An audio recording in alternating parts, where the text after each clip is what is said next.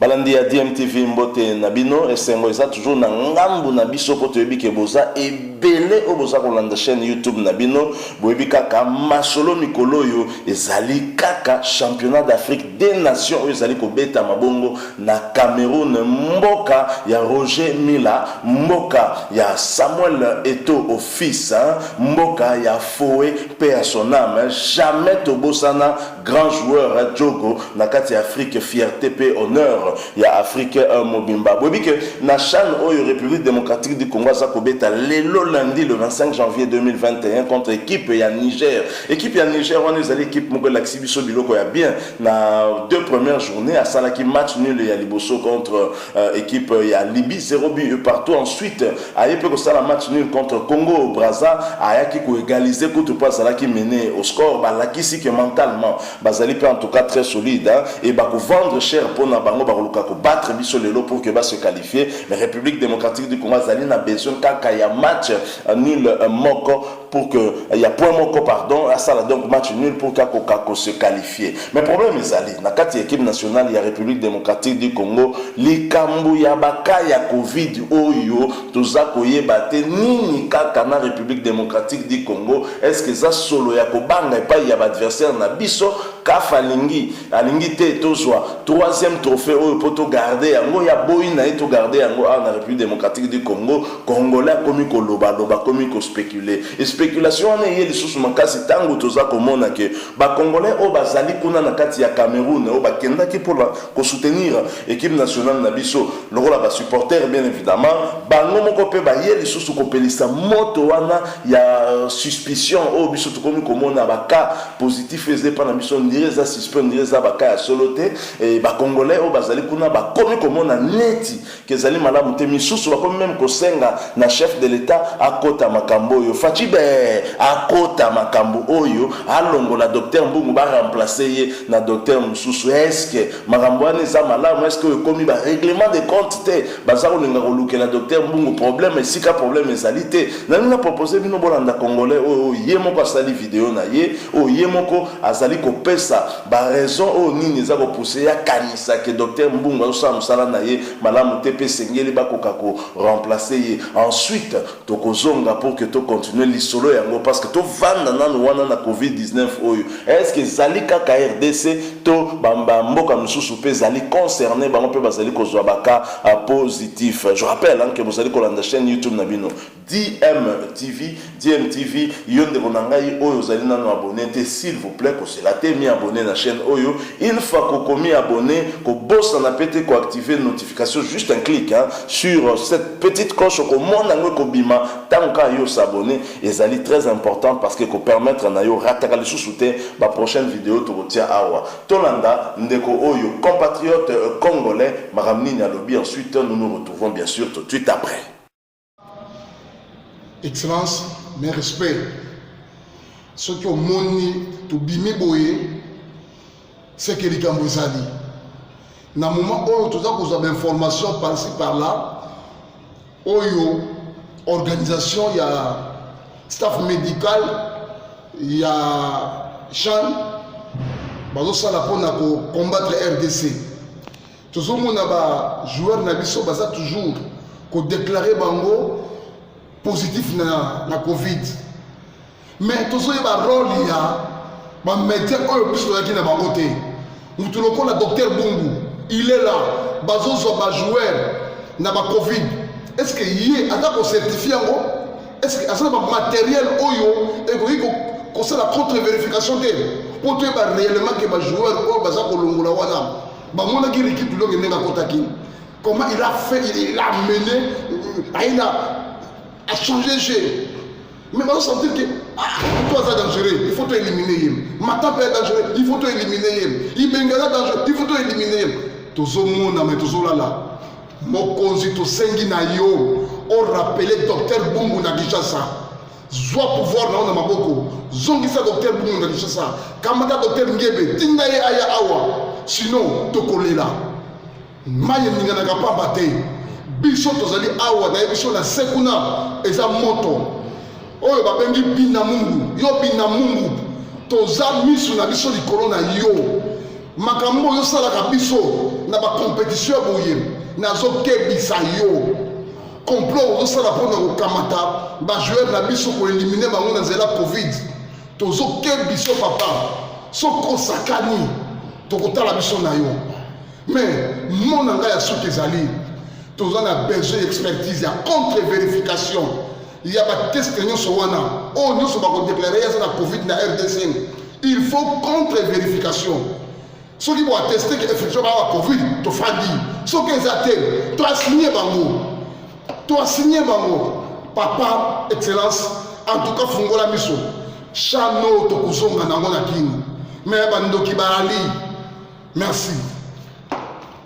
Voilà, tout le Kolanda congolais oyo ndenge alobito qui attentivement et bon makambo sengi pe anyo surtout eza mabe te sikanga na monika mabe ezali demande na ya kosenga ke ba remplacer docteur Mbungu. Je pense que eza compétence na été kosenga ke ba remplacer docteur Mbungu. Je pense que ezali pe problème il y a information, problème il y a communication la fédération na biso ça ko poser problème et cela depuis longtemps. Bon, média officiel muto atali pe makambo communication yemo pe bakanga ki na Covid ensemble na ba Jean Florent mais même avant bakanga na Covid mosala à notre avis ezali ko sala mapena bo elongo banité to ebité sur les ali par rapport il y a ba instruction il y a bango moko ba konti afeko fa o bazali ko filtrer ba information ba lingité ba information bimandenge biso to ko zela yango peut-être nous n'allons pas entrer dans les détails ya makambo communication oyo ezali ko na fédération mais to tikala na makambo ya Covid-19 boyo ki ba accusation nga zali ko sala kei directement ko senga même na chef de l'état na président de la République Fati ba bengi sa docteur Mbungu awa na Kinshasa peut pas remplacer na docteur Msusu. Non, je crois que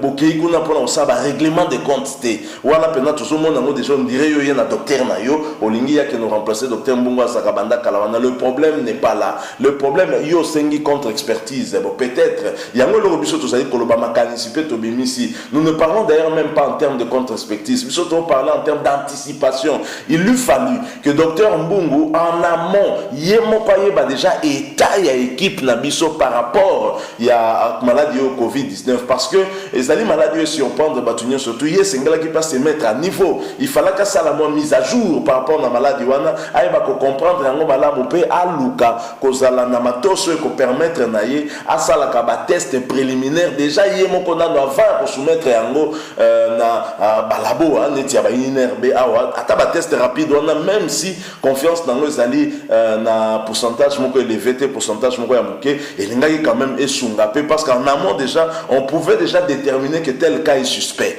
Moni que wana toza déjà quand même moins avancé parce que même l'équipe nationale ba ebi que moi joueur bois suspect donc tout me quand ko écarté tout ça l'examen approfondi total en dernier copé ça. Cela n'a pas été fait parce que si ça a été fait, je pense que le docteur Mbungu en aurait parlé puisqu'il s'est exprimé. Donc côté wanande sika toujours mon amabe à docteur Mbungu yangwana. On dirait docteur Mbungu atikala toujours na retard. Mais de là maintenant aller demander à ce que balongolaye pour que va remplacer. Je pense que wana est commis règlement de compte au toza lango pe besoin en ce moment même qu'on a na Cameroun. Je pense que sérénité sengeli ezala na kati ya délégation na biso et c'est tout ce que nous demandons parce que souci na biso ezala musala docteur Mbungu ezala musala staff technique ezala musala ba joueur. Le résultat final c'est ce qui nous importe le plus donc makambo mususute. Mais quand même docteur Mbungu même si à s'adresser directement na supporter wana topé supporter wana sololi na farate mais docteur Mbungu à répondre quand même na préoccupation en déco parce que ko senga contre expertise wana ezali parce que bato bazali komona lokola que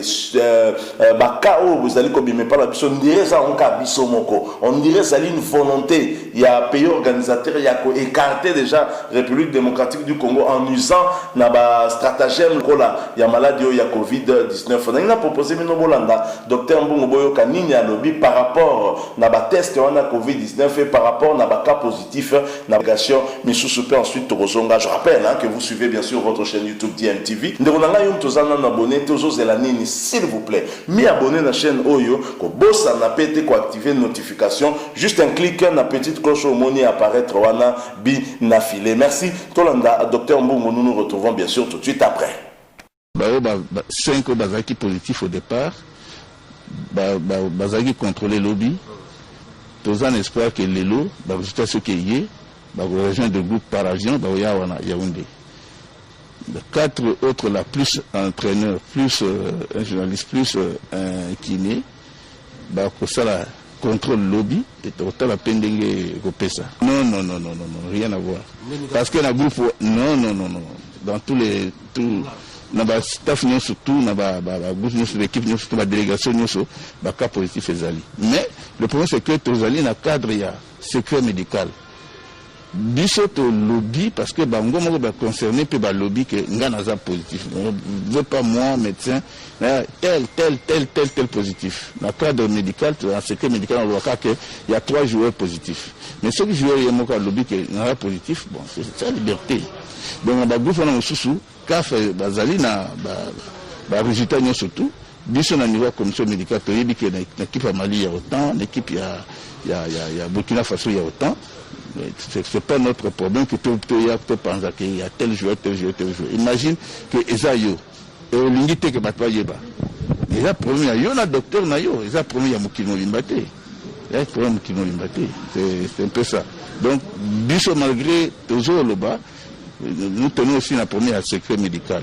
Parce que nous sommes liés à la déontologie médicale, pour ne pas dire n'importe quoi. Mais quand le coach lui-même dit qu'il est positif, moi je ne peux pas dire non, le coach n'a pas dit non. Moi je dis ok, le coach a dit qu'il est positif. Parce que moi je savais avant de lui annoncer qu'il était positif. Mais lui-même lui dit, à ce moment-là j'ai la facilité, la liberté de dire le coach est positif.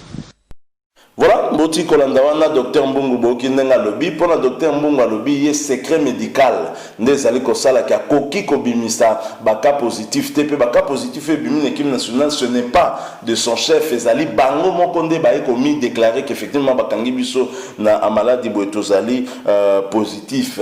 À Lobby, bien évidemment, toujours quand en rapport na secret médical, Wana, à Koki Pe Koloba Makambo, c'est une délégation société parce que Baka Covid des alliés quasiment na délégation Union surtout ndenge alobi wana meye azali na compétence wana te akoka kolobela yango bon ça encore c'est un débat hein, parce que ya makamto kota penate po soit ofandi bozoyo kaboneti Zidane a testé positif na Covid-19 il y a pas de secret là-dessus mukile yebi aza en isolement hein, secret zate parce que information fait bima d'autant que tu retournes joueur oya beti match otazo s'entraîner te pour la nine observation ce qu'on nine secret médical quand même docteur Mbungu moko p hein moko toujours comprendre PUTR, mon copé. Ça va pas, parce que ce qui joueur a se blessé et Kazali indisponible, yo les cacao expliquer ce que le joueur a blessé, a zaboué. Voilà des secrets médicaux des athées. Je pense qu'on doit quand même revoir communication au niveau équipe nationale. Je crois que côté Owana, docteur Mbungu, Nenga Lobby, et ça de nature, peut-être qu'on rassurer, peut sauter sur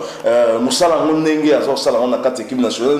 Nini, toi arriver à couper sa raison, na Congolais ou Owana, parce que les Ali Baka, ils allaient affecter directement même dans le déroulement de la compétition pour la délégation République démocratique du Congo. Il n'y a pas de secret là-dessus. Je pense que on est allé que le rôle montoya qui n'a qu'un mot particulier au soigné ça n'a qu'un mot sporté n'a qu'un sport et banaka que joueur boyé a ça un problème boyé quoi empêcher à bêta on est balaranango bon to éviter la déontologie n'a bien donné ma conviction que nous n'allons pas trop nous attarder là-dessus mais nous voyons comment les choses se passent ailleurs. Mbappé, Neymar testé positif, on est au courant la seconde tout de suite. Donc je crois que de ce côté-là il y a aucun problème hein. Où il y a Kabalo Baki Oboe Cristiano Ronaldo testé positif, on est au courant à la seconde. Donc moi je ne vois pas pourquoi Soki Florent Ibengaza testé positif, tous informations on a testé que tant que Mbappé va testé positif, Baronde va passer information à la bataille. Je pense qu'il y a un problème de communication quand même où il s'engage la fédération Baïbako Bongissa. Bon, ce n'est certainement peut-être pas docteur Mbongo de communiquer sur l'état de la il y a santé, il y a équipe en gros, mais il y a un chargé de communication dans la carte équipe nationale. Bon, bien que Yemoka Zali peut tester positif, hein, mais déjà, je crois qu'il y a des choses quand même à revoir, hein, organisation, parce que le gouvernement actuel, avec sous l'impulsion du chef de l'État, Félix Antoine Tshisekedi, ça là-bas est fort. Il y a remettre l'équipe quand même dans de très bonnes conditions. On a vu, hein, là, supporter, on a conditionné, baza logé pour une première fois. Comment on a que supporter a logé le rôle à Azan, la carte de délégation, il y a équipe, le rôle à joueur, dans hôtel, le mot il y a bien, vous allez me couper ça le coup, et je pense que il faudrait un peu plus, hein, des moyens aussi pour assurer une meilleure communication plutôt que tous à la surpris et vous laissez les gens spéculer. Il y a des rumeurs maintenant qui circulent et je crois que c'est à cause de ces rumeurs que justement docteur Mbungu aye koleka finalement pour loba. Je crois qu'il faut pas attendre que ba rumeur comme bongo loba. Ce qui vous peste qui biso déjà ba information ndenge sengeli batu balinga ko koma ko panza ba rumeur te basango ya mabete. Je crois que docteur Mbungu, il faut qu'on rectifie quand même cette façon de faire les ali pendant qui to côté parce que ba rumeur wana les ali peut ko alimenter ba suspicion et ko iko sala pendant qui to komingi te tala siko misuba osenga ba longola yo. Somo ngote que ça elengité. Pour ce longo wana ou les sous moins que ça vraiment qui to côté biso to iko se la pe bon. Alors pour nous, yo en tant que médecin nous en musala na yo zali que équipe ezala bien santé à ba joueur ezala bien. Ce qui quelque part tout le monde na ba kanande tout le monde na responsabilité na yo ezali peut en tout cas entamé. Je crois que de ce côté-là nous devons être quand même clair parce que nous avons battu la santé il y a ba joueur, il y a staff technique ezali yo docteur Mbungu. Tant tout ça au monde na boy tout ça c'est pelaté parce que République démocratique du Congo ezali prétendant sérieux na titre. Fatibe azana besoin de titre na il y a liboso et championnat d'Afrique des Nations pour Joseph Kabila azana ngo déjà dé avancer biso déjà makasi. So to baxi 3e on a to garder ngo libela na mboka ya Lumumba na mboka ya Joseph Kasavubu na mboka ya Mobutu na mboka ya Laurent Désiré Kabila na mboka ya Joseph Kabila na mboka ya Fati Béton. Et vous savez biso vraiment malamu au mingi. Voilà, moi du solo tonga to betela bino ba rumeur sur baka positif Bolandi docteur Mbungu, j'ose croire que les alliés pour nous rassurer que les alliés biso mon côté, il n'y a pas de complot contre la République démocratique du Congo à entendre docteur Mbungu ba délégation nous sous les alliés qu'on connaître baka on a ba test positif na COVID-19. Ce que vous sepeli moi like et ça la bien tous les langues fort. Merci P botike la biso moi maloba soko zane loko moko ya koloba ya kobakisa bobi ke match za lelo match day le londe jour ya match autre beta na Niger vérité oyeba na Niger on soit 3 premiers points naé toto zozong c'est nanda kulelo masolo za na 20h heure de Kinshasa botike la biso commentaire et ça la bien mais mingi ndeko na ngayo mtu za abonné te mi abonné na chaîne na DMTV ko bossa na te ko activer notification pour yango et ko permettre na ora takal souté ba prochaine vidéo to mettre en ligne awa pona yo. Merci encore une fois na yo mtolandi biso DMTV et souhaitez en tout cas bon début de semaine et bonne chance à nos fauves pour le match de tout à l'heure. Au revoir.